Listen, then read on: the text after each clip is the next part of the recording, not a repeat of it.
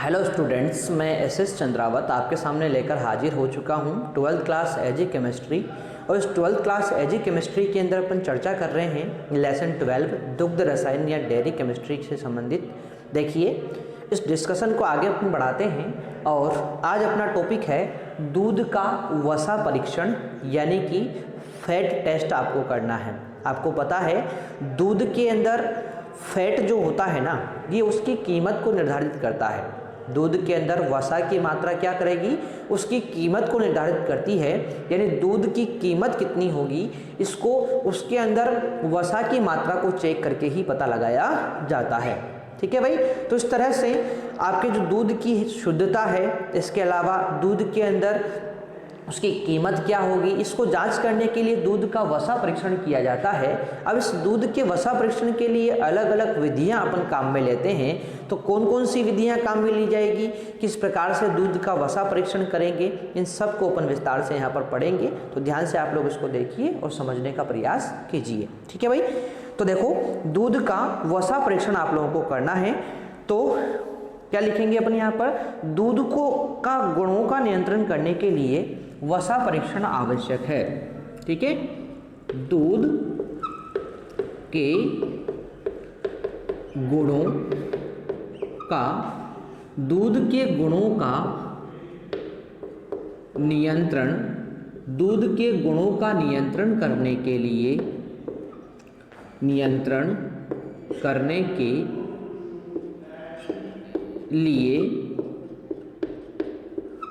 वसा परीक्षण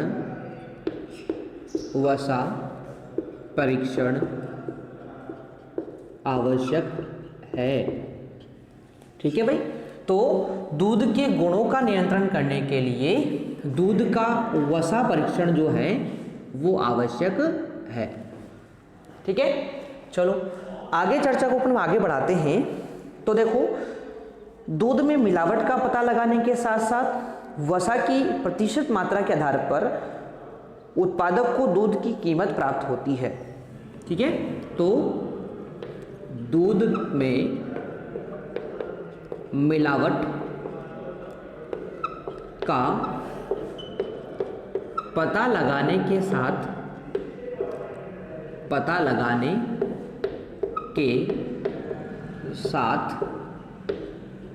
दूध में वसा की मात्रा के आधार पर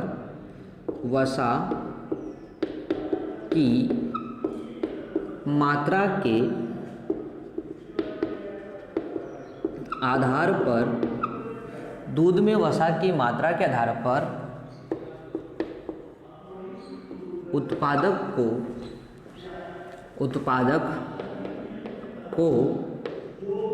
दूध की कीमत प्राप्त होती है। यानी डेयरी के ऊपर जो दूध दिया जाता है ना, उस दूध की कीमत कितनी होगी, ये उसके अंदर उपस्थित वसा की मात्रा के द्वारा ही निर्धारित की जाती है। ये बात आप लोग यहाँ पर ध्यान रखेंगे। ठीक है भाई। अब बात करेंगे दूध में वसा परीक्षण करने की विधियां कौन कौन सी होती हैं। तो देखो भाई, दूध में वसा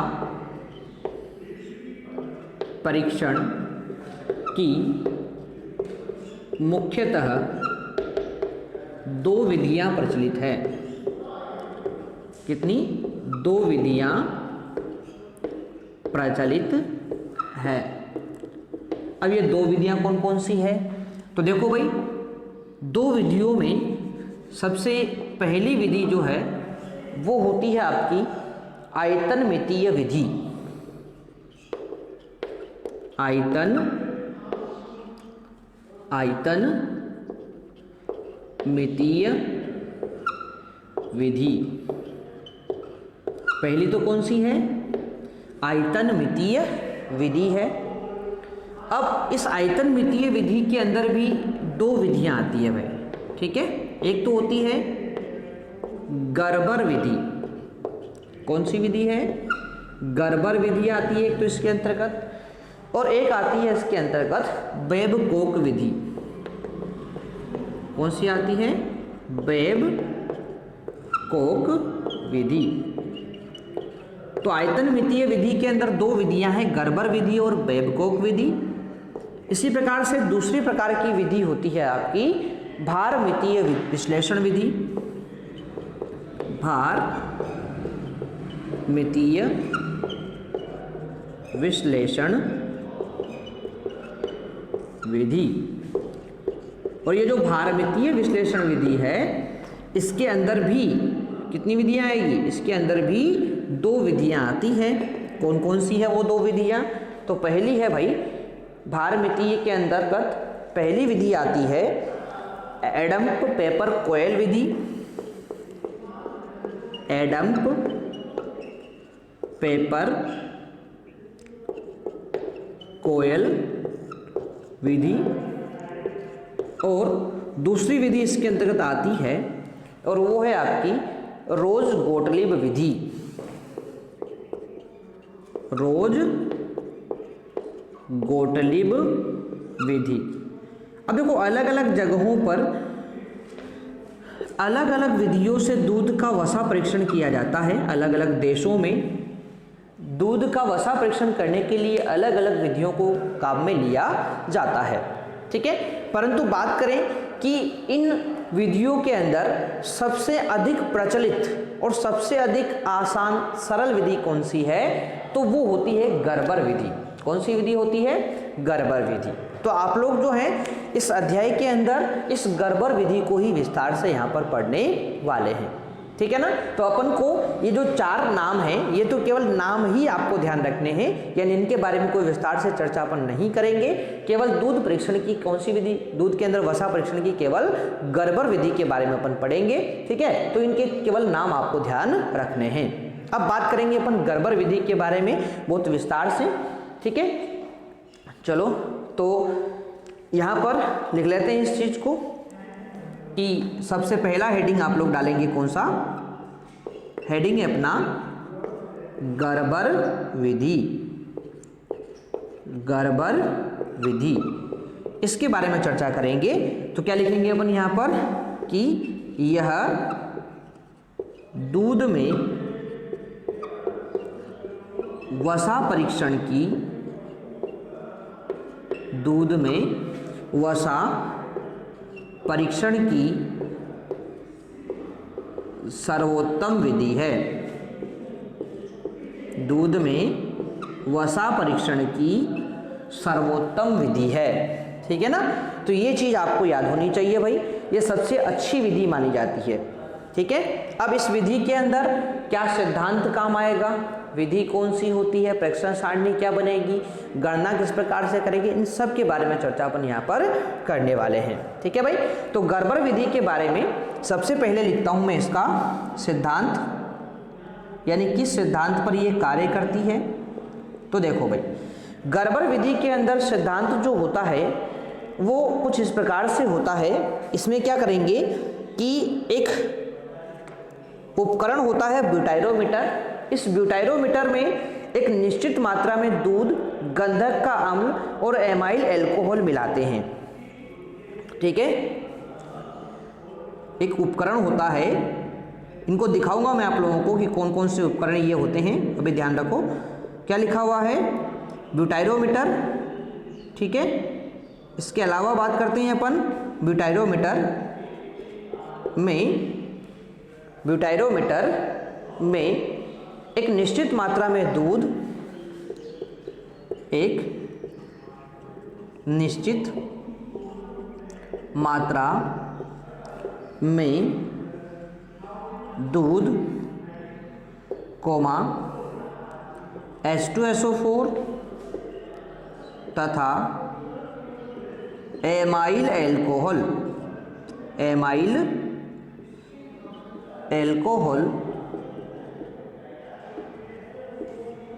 मिलाते हैं। एमाइल अल्कोहल मिलाते हैं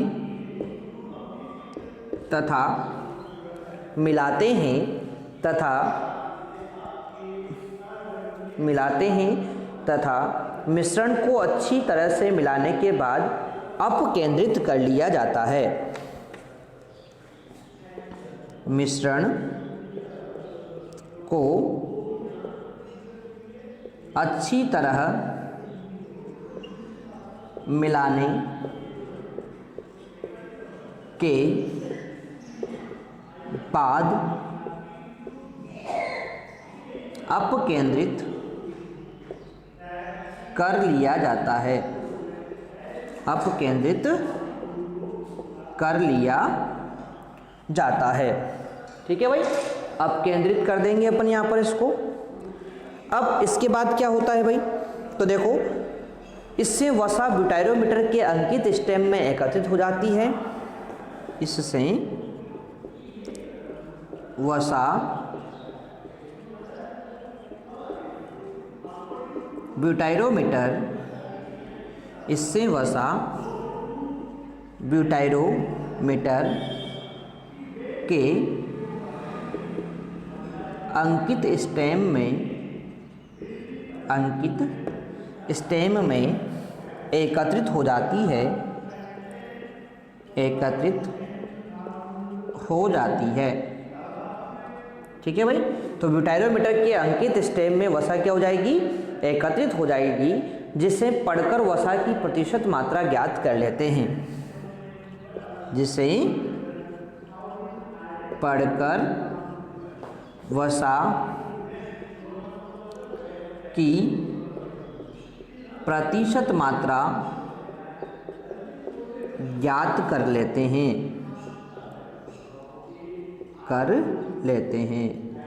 अब सुनो ध्यान से वापस, क्या बोला मैंने, इसका सिद्धांत है, एक उपकरण होता है ब्यूटाइरोमीटर, कांच की एक नलिका होती है भाई। उस ब्यूटाइरोमीटर में एक निश्चित मात्रा में क्या लेते हैं, दूध लेते हैं, H2SO4 लेते हैं और एमाइल अल्कोहल ले लेते हैं। इन तीनों का मिश्रण उसके अंदर भर लेते हैं, फिर उसको अच्छी तरीके से क्या करते हैं, मिला लेते हैं। ठीक है, इस मिश्रण को अच्छी तरीके से मिलाने के बाद अपकेंद्रित कर लिया जाता है। अब देखो, अपकेंद्रित करने के लिए ना गर्बर विधि मशीन काम में लेते हैं। अपकेंद्रित करने के लिए कौन सी विधि काम में लेते हैं, गर्बर मशीन काम में लेते हैं। इसीलिए इस विधि को अपन क्या बोलते हैं, गर्बर विधि कहते हैं। अब अपकेंद्रित करने के बाद इससे वसा कहाँ आ जाएगी, अंकित स्टेम में आ जाती है, ब्यूटाइरोमीटर के अंकित स्टेम में आ जाती है, जिसका पाठ्यांक को अपन पढ़कर क्या करते हैं, वसा का प्रतिशत मान ज्ञात कर लेते हैं। तो ये था अपना गर्बर मशीन से आपका जो वसा प्रतिशत है उसको ज्ञात करना। ठीक है, तो यहाँ तक की बात तो सबको समझ में आ गई होगी। अब चर्चा करते हैं आगे की तरफ कि सर आगे क्या करेंगे हम। ठीक है ना, तो देखो, अच्छा एक बात मैं आप लोगों को यहाँ पर बताना चाहूँगा कि ये जो है ना आप लोगों का यहाँ पर जो एमाइल अल्कोहल है, H2SO4 है, इन दो चीज़ों को, एमाइल यानी कि एमाइल अल्कोहल है, H2SO4 है, इन दो चीज़ों को अपन मिलाते क्यों हैं, इसके बारे में चर्चा अपन यहाँ पर करेंगे। ठीक है, तो देखो भाई, गंधक का अम्ल यानी H2SO4 दूध की प्रोटीन को घोल देता है, जिससे दूध की वसा घोल में निलंबित हो जाती है।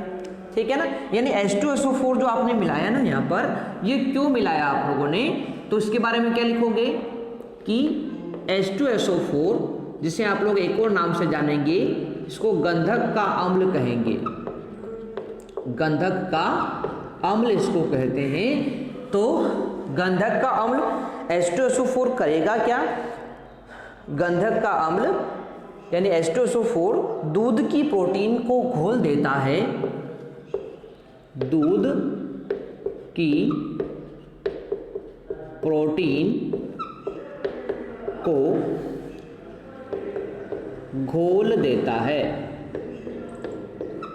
दूध की प्रोटीन को क्या कर देता है, घोल देता है, जिससे दूध की वसा घोल में निलंबित हो जाती है, जिससे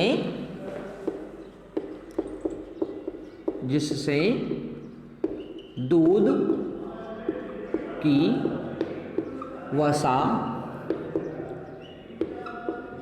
घोल में निलंबित हो जाती है। ठीक है, तो वसा को घोल में निलंबित करने का कार्य कौन करता है? ये आपका करता है गंधक का अम्ल यानी H2SO4। आगे चर्चा करते हैं कि सर एमाइल एल्कोहल क्यों मिलाया? तो ये घोल से वसा को अलग करने में मदद करता है भाई, ठीक है ना। तो एमाइल एल्कोहल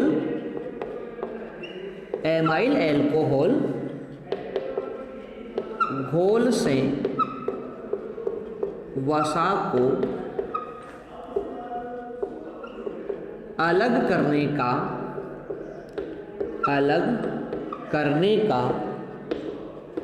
कार्य करता है, ठीक है। तो इन दोनों के कार्य आपको यहाँ पर पता होने चाहिए भाई कि H2SO4 काम क्या करता है। तो दूध के अंदर जो भी प्रोटीन होगी उस प्रोटीन को ये घोल देता है, जिससे दूध में जो वसा होती है ना वो घोल में निलंबित हो जाएगी। अब वो जो निलंबित वसा है उसको उस घोल से अलग करने का काम कौन करेगा? एमाइल एल्कोहल करेगा, ताकि अपकेंद्रण के द्वारा उस वसा को वहाँ से अलग कर लिया जाए, ठीक है ना। तो इस प्रकार से आप लोग जो है यहाँ पर इस चीज़ को ध्यान रखेंगे। अब ये तो आ गया इसकी सिद्धांत के बारे में बात। अब बात करेंगे अपन यहाँ पर कि यहाँ पर उपकरण कौन कौन से काम में लेते हैं, या फिर बोल सकते हैं अपन की सामग्री कौन कौन सी काम में ली जाती है, ठीक है। तो उपकरण या सामग्री कौन सी काम में लेंगे ये चीज़ भी आपको पता होनी चाहिए, ठीक है ना। तो इसके बारे में देख लेते हैं भाई कि इस विधि के अंदर कौन कौन से उपकरण आप लोग काम में लेंगे। तो देखो भाई, इस विधि के अंदर जो उपकरण काम में लिए जाते हैं उनमें एक एक करके मैं आपको बता देता हूँ। सबसे पहला उपकरण तो आप लोग काम में लेंगे यहाँ पर गर्बर मशीन। कौन सी? Gerber अपकेंद्रक machine. यानी एक तो आप लोग काम में लेंगे गर्बर अपकेंद्रक मशीन, ठीक है। दूसरा आप लोग काम में लेंगे ब्यूटाइरोमीटर आप लोग काम में लेंगे। एवं इसी के साथ में लिख देता हूं, इसको रखने के लिए पिपेट स्टैंड आप लोग काम में लेंगे, ठीक है ना। चलो उसके बाद तीसरा उपकरण आप लोग क्या काम में लेंगे? तो देखो तीसरा उपकरण काम में लिया जाता है दुग्ध ब्यूटाइरोमीटर, है ना। तो दूध ब्यूटाइरोमीटर आप लोग काम में लेंगे, ठीक है। चलो आगे चर्चा करें अपन यहाँ पर। तो देखो लोक स्टॉपर आप लोग काम में लेंगे। चौथा क्या है? लोक स्टॉपर आप लोग काम में लेंगे, ठीक है। इसके बाद क्या होता है? तो लोक स्टॉपर की आप लोग काम में लेंगे। पांचवा है लोक स्टॉपर की, है ना, कुंजी काम में लेते हो आप लोग। छठा क्या है? जो छठा है ऑटोमेटिक टिल्ट मेजर आप लोग काम में लेंगे, ठीक है ना। ऑटोमेटिक टिल्ट मेजर आप लोग काम में लेंगे, ठीक है ना। अब ये ऑटोमेटिक टिल्ट मेजर जो काम में लिया जाता है वो 1 मिलीलीटर व 10 मिलीलीटर का काम में आता है ना। 1 मिलीलीटर व 10 मिलीलीटर का आपको क्या चाहिए? ऑटोमेटिक टिल्ट मेजर चाहिए। इसके बाद अगला आता है आपका मिल्क पिपेट। सातवां क्या आता है? मिल्क पिपेट आप लोग काम में लेंगे। कितने मिलीलीटर की होनी चाहिए? तो 10.75 मिलीलीटर की होनी चाहिए, ठीक है भाई। अगली चीज क्या काम में लेंगे? तो अगला काम में लेते हैं आप लोग बीकर काम में लेते हैं। क्या काम में लेते हैं? बीकर काम में लेते हैं। बीकर के साथ ही आप लोग क्या काम में लेंगे? अब H2SO4 गंधक का अम्ल काम में लेंगे। और 10वां आप लोग काम में लेंगे यहाँ पर एमाइल एल्कोहल आप लोग काम में लेंगे, है ना। तो ये चीज़ें आप लोग यहाँ पर क्या करेंगे? काम में लेंगे, ठीक है। और साथ में दूध का नमूना तो होगा ही सही, है ना, ये आप लोग जानते हैं भाई। दूध का नमूना आप लोग यहाँ पर काम में लेंगे। 11 भी लिख देता हूँ मैं, दूध नमूना आप लोग काम में लेंगे। अच्छा, इसके साथ इनको धोने के लिए पानी भी चाहिए ना अपन को, तो पानी भी आप लोग काम में लेंगे। तो ये सारे के सारे पदार्थ, सारे के सारे सामग्री यहाँ पर काम में ली जाती है। अब यहाँ पर मैं ना कुछ पदार्थों के, मैं आप लोगों को कुछ उपकरणों की संरचना बता देता हूँ, ठीक है ना, ताकि आपको पता चल जाए कि ये होता कैसा है। ठीक है भाई, तो सुनो, देखो सबसे पहले मैं बात करता हूँ यहाँ पर ब्यूटाइरोमीटर के बारे में। तो देखो ब्यूटाइरोमीटर जो होता है ना, इसकी संरचना कुछ इस प्रकार की होती है। ठीक है, ध्यान से आप लोग देखेंगे, इस प्रकार की संरचना होती है। देखो, ये देखो इसकी संरचना है ना कुछ इस प्रकार की होती है। देखो कांच का बना हुआ होता है ये ब्यूटाइरोमीटर, इस तरह से, ये देखो इस तरह का। ठीक है, तो ये होता है भाई ब्यूटाइरोमीटर। थोड़ा सा टेढ़ा बन गया भाई, है ना, थोड़ा सीधा बना देते हैं इसको। तो इस प्रकार से क्या हो गया, ये आपका ब्यूटाइरोमीटर यहाँ पर बनकर तैयार हो गया है। ठीक है, चलो, तो ये ब्यूटाइरोमीटर होता है भाई, ब्यूटाइरोमीटर। इसमें क्या होगा, इस ब्यूटाइरोमीटर में ना नीचे की तरफ ऐसे निशान लगे हुए होते हैं भाई, है ना, ऊपर की तरफ भी ऐसे यहाँ पर निशान लगे होते हैं। और इन निशानों की सहायता से आप लोग क्या करेंगे, आप लोग जो है ना इसको, इसके अंदर वसा के प्रतिशत को ज्ञात करते हैं। ठीक है, तो ये तो है कौन, ये तो है आपका ब्यूटाइरोमीटर है। इसके अलावा अगली बात करेंगे अपन, तो अगला होता है आपका, देखो इधर अगली संरचना कौन सी होगी, इस चीज को देखो आप लोग। तो अगली संरचना जो है, थोड़ा सा ध्यान से अपन बनाएंगे इनको। तो अगली संरचना होती है आपकी, इस प्रकार की संरचना होती है। और ये संरचना किसकी होगी, ये होगी लोक स्टॉपर की संरचना। किसकी संरचना होती है भाई, ये लोक स्टॉपर की संरचना होती है। ठीक है, बीच में यहाँ पर एक छोटा सा छिद्र होता है। क्या होता है, छोटा सा छिद्र होता है बीच में यहाँ पर। ठीक है, तो ये आपकी किसकी संरचना है, ये आप लोगों के लोक स्टॉपर की संरचना है, इस तरह की, है ना। ये होता है लोक स्टॉपर भाई, नीचे भी छेद होता है इसमें, बिल्कुल ऊपर से लेकर नीचे तक इस तरह से। ठीक है, तो ये कौन है, ये है लोक स्टॉपर है। अब इस लोक स्टॉपर के लिए लोक स्टॉपर की काम में ली जाती है, तो वो भी मैं आपको बता देता हूँ, है ना। लोक स्टॉपर के लिए लोक स्टॉपर की काम में ली जाती है, और वो भी मैं आप लोगों को यहाँ पर बता देता हूँ। ठीक है, इस प्रकार की होती है भाई, ध्यान से देखेंगे आप लोग। ये लो, इस तरह से, इस तरह से होती है भाई, बिल्कुल सीधी जो है, इस प्रकार से की होती है इसकी। ये लो, ठीक है ना। तो यहाँ पर क्या होता है, इस तरह से। चलो मैं इसको थोड़ा सा सुंदर बना देते हैं ना इसको, हाँ। तो देखो भाई, थोड़ा सा सुंदर बना देते हैं इसको। तो सुंदर बनाने के लिए क्या करेंगे, थोड़ा सा इसको ऐसे घुमा देते हैं यहाँ से, ताकि थोड़ा सा सुंदर आपको लग जाएगी। ये लो, तो इस तरह से ये क्या हो जाएगी, लोक स्टॉपर की अपनी हो जाएगी, इस तरह से, इस तरह से। ठीक है, चलो यहाँ पर इस प्रकार से लगा देते हैं इसको। तो ये क्या हो गई, लोक स्टॉपर की हो गई, लोक स्टॉपर की यहाँ पर हो गई, है ना। इसके बाद कौन आएगा, तो इसके बाद एक और बना देता हूँ मैं आप लोगों के सामने, है ना, ऑटोमेटिक टिल्ट मेजर।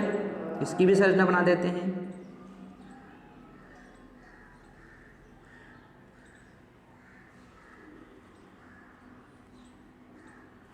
है ना।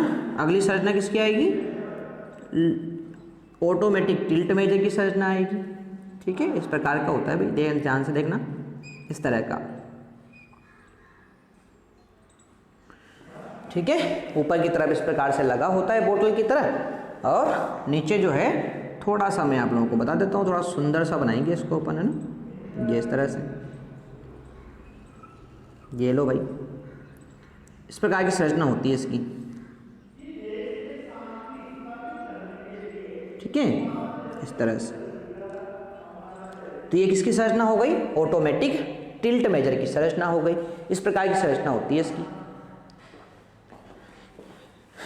ठीक है, तो ये कौन है, ऑटोमेटिक टिल्ट मेजर है ये।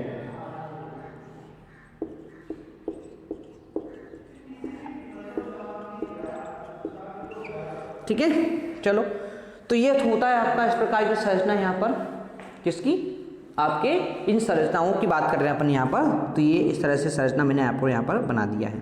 ठीक है, तो आशा करता हूँ यहाँ तक की बात तो आपको बिल्कुल समझ में आ गई होगी, इसका सिद्धांत समझ में आया होगा, संरचना कैसी होती है वो आपको समझ में आया होगा। अब किस विधि के द्वारा अपन गर्बर मशीन से वसा का मात्रा ज्ञात करते हैं, उन सब के बारे में चर्चा करेंगे अपन नेक्स्ट वीडियो के अंदर। तो यहाँ तक की बात आप लोग नोट करेंगे। मिलते हैं अपन नेक्स्ट में, तब तक के लिए टेक केयर, बाय।